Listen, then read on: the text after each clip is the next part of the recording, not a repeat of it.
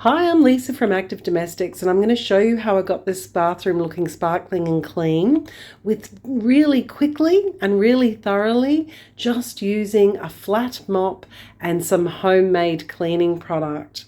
So first things first, I always clean the shower, even my own shower, with my shoes on, and would never do it without shoes on.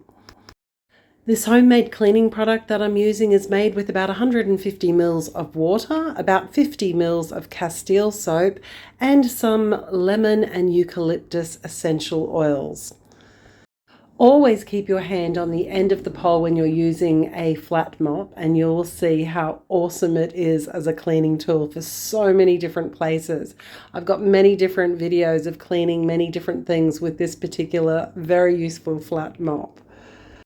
Flat mops are so useful for cleaning for so many different places due to its large surface area. It makes cleaning really quick and really thorough.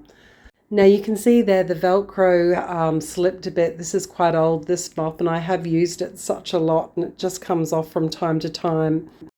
So I'm now just absorbing all that water that's on the base of the shower floor there, and that's really good because you'll see just how sudsy everything gets, and I'm going over everything again.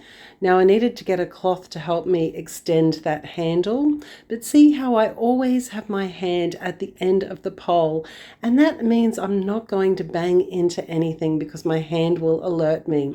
Now I know it looks easy when I'm doing it, but remember, I've been using a flat mop for many years. I have a lot of experience with them. When you first start, you just have to be really careful, take your time, and get the rhythm of it. And you'll just see how wonderful they are.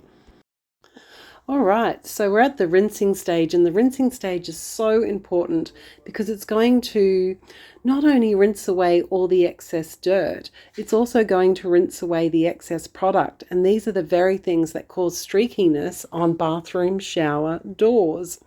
So I go over everything again and really rinse everything really thoroughly, and you will see just how much clearer that gets as I do that.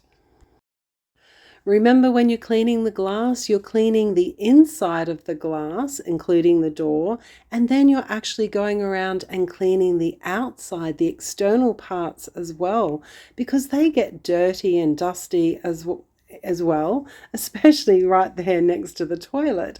So you need to give that a really good wipe over. Now, like I said, that shower head we've got there, it's not detachable, so we're not able to really direct that water spray as well. And so I use the watering can filled with some really warm to hot water to keep rinsing more, because I just think the rinsing process is so underestimated when it comes to cleaning, in particular showers.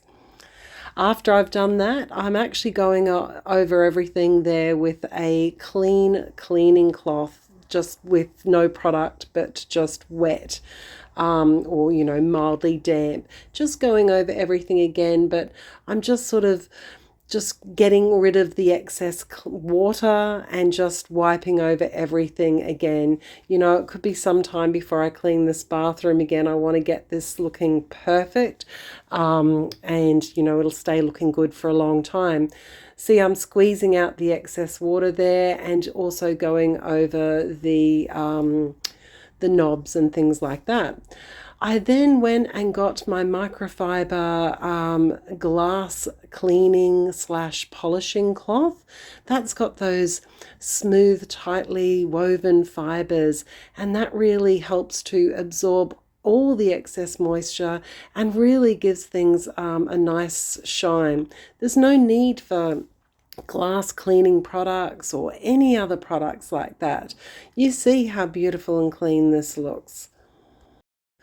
Once again, I'm going over all the different sides of the glass again, really starting from the top and working my way down to the bottom and really getting into those corners.